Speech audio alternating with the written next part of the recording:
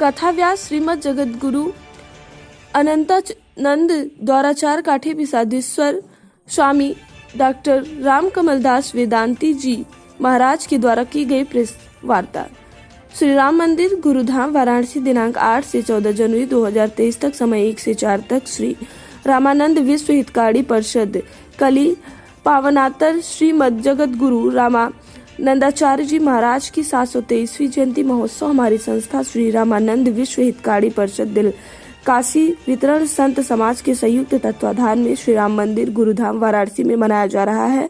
इस पावन अवसर पर सप्त दिवसीय श्रीमद माल तथा कथा का समायोजन भी किया जाएगा, जिसके कथावाचक होंगे श्रीमद जगद्गुरु अनंतानंद द्वाराचार्य काशी पीठाधीश्वर स्वामी डॉक्टर रामकमल दास वेदांती जी महाराज।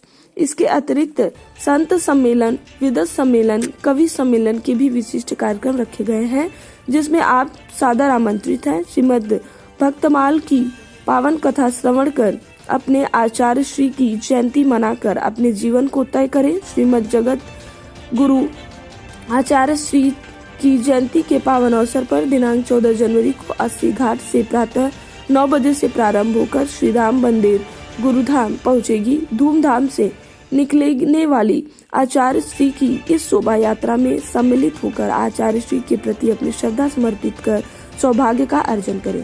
कार्यक्रम के मुख्य अतिथि परम पूज्य श्री आदित्यनाथ योगी जी महाराज, मुख्यमंत्री उत्तर प्रदेश होंगे।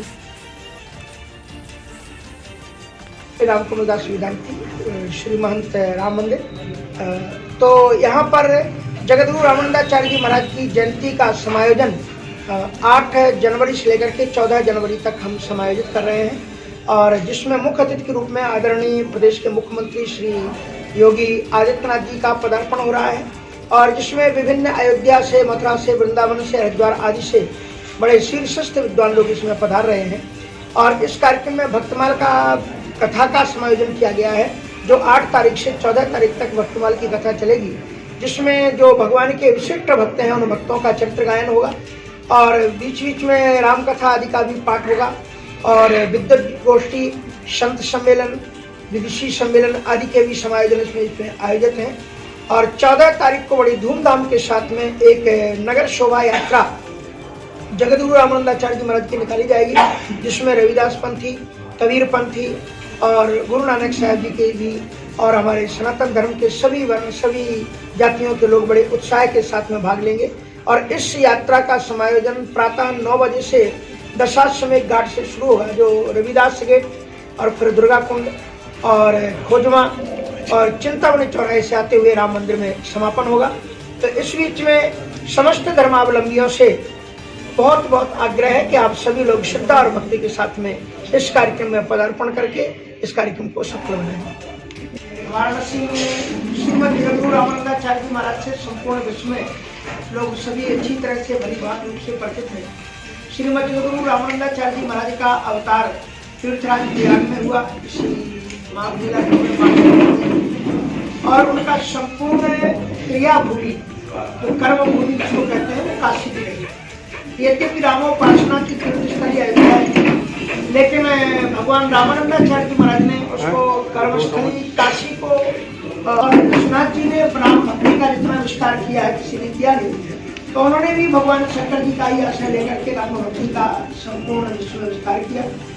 और रामानंदाचार्य जी की जितने भी जगतगुरु हुए वो उत्तर भारत में हुए। रामानंदाचार्य जी का अवतार हमारे सभी का दक्षिण भारत में हुआ, लेकिन रामानंदाचार्य जी का अवतार उत्तर भारत में हुआ।